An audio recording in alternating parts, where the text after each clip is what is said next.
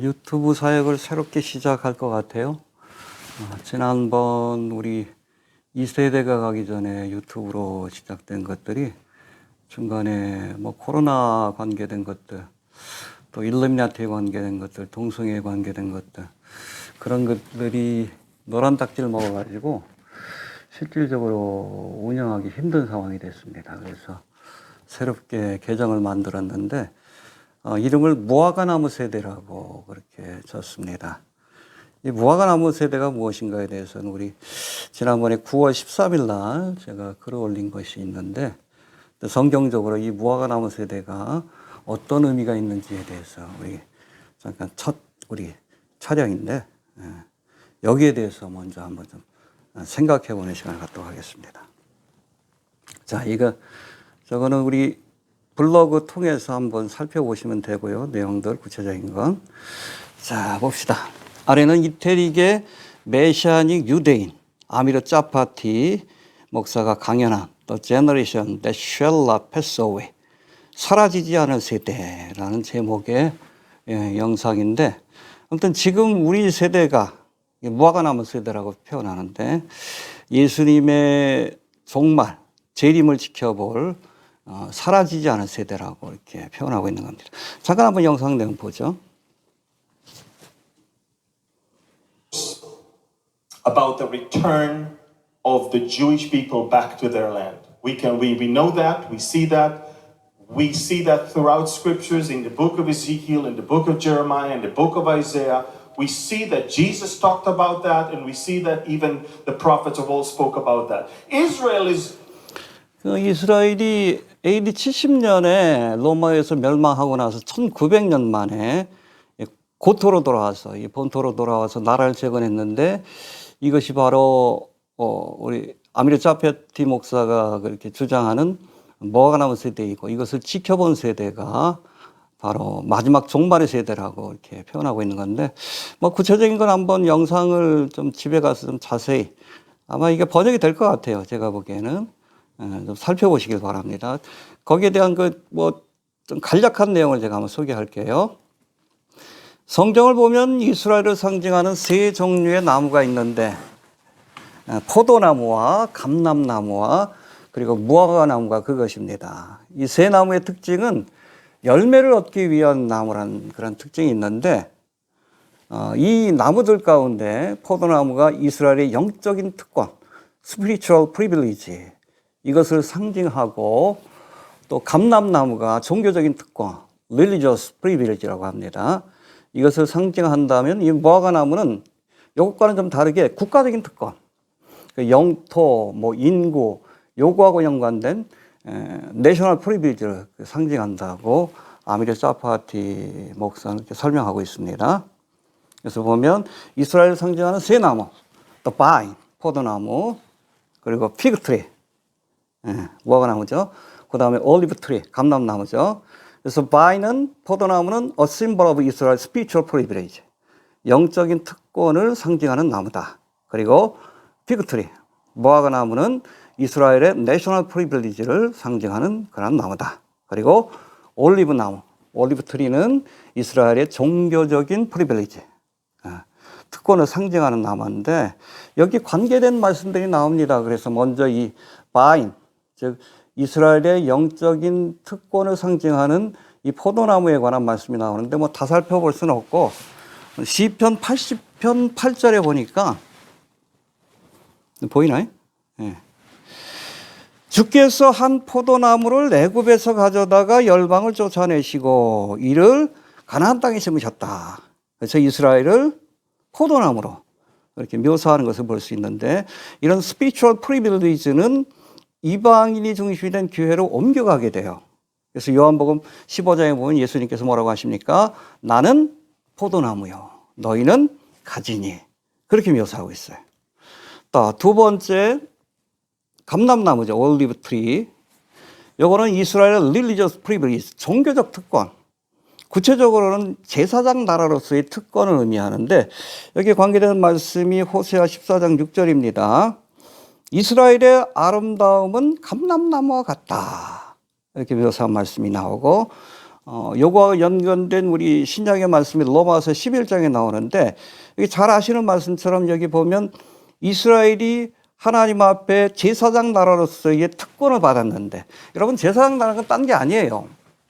제사장은 죄인과 하나님을 연결시켜주는 일종의 선교적 사명이라고 보면 됩니다. 근데 예수님 당시에도 그렇고 뭐 지금도 마찬가지지만 이스라엘 백성들이 그릇된 선민의식에 빠져가지고 이 religious privilege, 즉 제사장 나라로서의 사명을 감당하지 못하니까, 안 하고 있으니까 예수님께서 그것을 참감람나무 가지를 이스라엘을 꺾어내시고 AD 70년 로마에서 멸망받죠. 거기에 돌감람나무 가지인 뭡니까? 교회를 접붙여서 지금 한 2000년 동안 대신 선교적 열매를 맺는 제사장의 사명을 감당하도록 그렇게 축복해 주셨다라고 보면 됩니다. 언제까지 진행됩니까?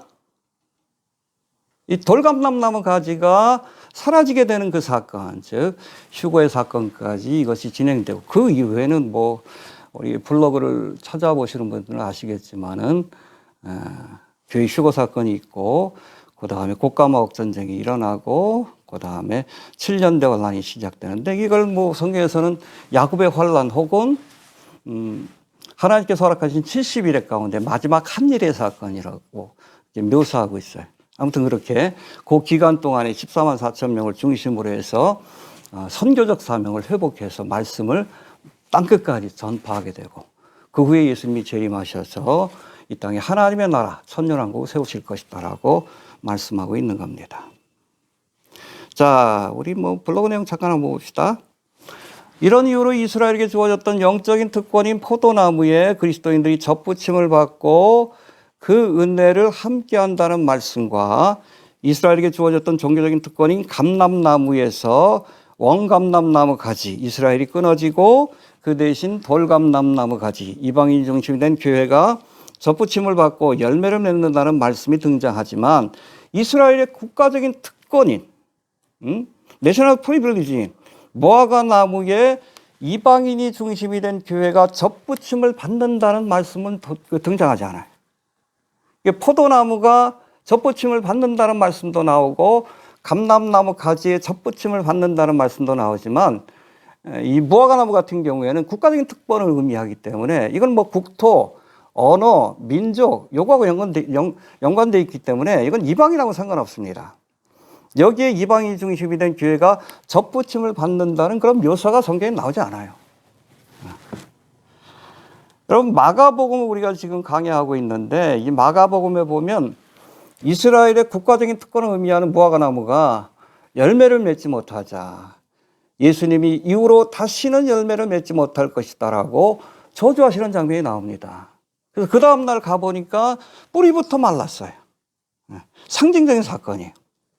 그런가 하면 이 마가복음 13장에는 11장에서 저주하시는 말씀이 나오고 13장에서는 이 죽은 것 같은 무화과 나무가 다시금 싹신하고 열매를 맺는 그런 비전에 대한 말씀이 나오는데, 이 무화과 나무에 다시 가지가 연화해지고 잎사귀를 내는 그러한 이적이 일어나게 될 것이다라고 예언적인 말씀을 주고 계셔요. 예수님이 마지막 종말의 때를 설명하신 감람산 강화에서 주신 말씀인데, 이렇듯 죽은 것 같은 무화과 나무, 이스라엘에서 가지가 연화해지고 잎사귀가 나는 것을 지켜본 세대가 바로 마지막 종말의 세대, 다시 말해서 무화과 나무 세대가 될 것이다라고 말씀하신 것이고, 마가복음 13장 30절에서는 이 세대가 지나가기 전에, 우리 블로그의 이름이기도 한데, 이 세대가 지나가기 전에, 즉 무화과 나무의 세대가 지나가기 전에, 다 가기 전에 예수님이 예언하신 종말에 관한 사건, 감람산 강화에서 예언하신 모든 예언의 말씀들이 성취될 것이다라고 말씀하고 있다는 거예요. 사실 이 예언의 말씀대로 AD 70년, 이제 하나님의 저주를 받아 죽은 무화과 나무 이스라엘이 1900년 가까운 시간이 지난 뒤인 1948년 5월 14일이죠. 다시금 역사 속에서 등장하는 사건이 일어났는데, 이게 기적입니다. 사실은 이스라엘의 역사 자체가 기적이에요. 어떤 사람들은 표적을 보여줘야 예수님을 믿겠다, 하나님을 믿겠다 그러는데, 이스라엘이 표적입니다. 이스라엘이. 어떻게 2000년 가까이 나라를 잃었던 민족이 다시금 고토로 돌아가 나라를 재건할 수 있겠어요? 성경의 예언대로 되어진 거예요.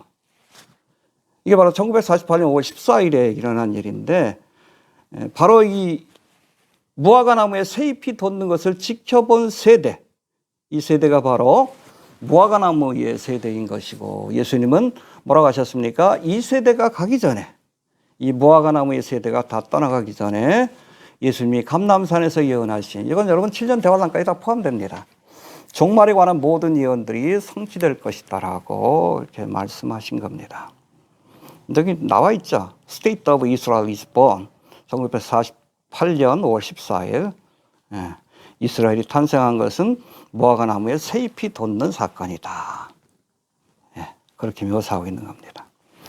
자, 이스라엘이 1948년 5월 14일에 고토로 돌아가 나라를 재건한 지 올해로 76주년입니다. 76주년을 맞이하는데, 이스라엘의 그럼 한 세대, 제너레이션은 구체적으로 그 기간이 언제인가? 이건 뭐 명시된 시간 없어요. 사람이 태어나서 죽는 시간을 의미합니다. 그래서 뭐 우리가 잘 아는 시편 90편 모세의 시인데, 여기 뭐라고 표현되고 있습니까? 인생이 70이요. 건강하면 80이라도. 그러니까 사람들이 보통 70세 내지는 80세까지 산다. 이것을 기준으로 한다면 70년, 80년이 한 제너레이션이 될 수 있어요. 근데 사실은 그런 모세도 120년을 살긴 했죠. 근데 요즘은 뭐 한 세대를 뭐라고 합니까? 100세 시대라 그러잖아. 웬만하면 뭐 8, 90, 100세까지 다 삽니다. 100세 시대를 주장하는 지금의 기준으로 따진다 해도 이 무화과 나무 벌써 76년이 지나갔으니까 100년으로 따져도 얼마 안 남았죠. 이 세대가 다 지나갈 때가, 즉 예수님 말씀하신 종말의 사건이 성취될 때가 머지않았다는 것을 우리가 알 수 있다는 겁니다. 바로 지금이 인자가 가까이 곧 문 앞에 이른 무화과 나무 세대의 끝, 말세의 지말이라는 뜻인데, 그런 의미에서 우리 유튜브에서는 이 마지막 때 일어날 여러 가지 사건들, 이스라엘을 중심으로 해서 일어나게 될 여러 가지 사건들과 또 불법의 비밀로 묘사되고 있는 적그리스도의 세력들, 우리가 뭐 일반적으로 뭐 일루미나티, 프리메이슨, 예수회, 뭐 딥스테이트라고 표현하는데,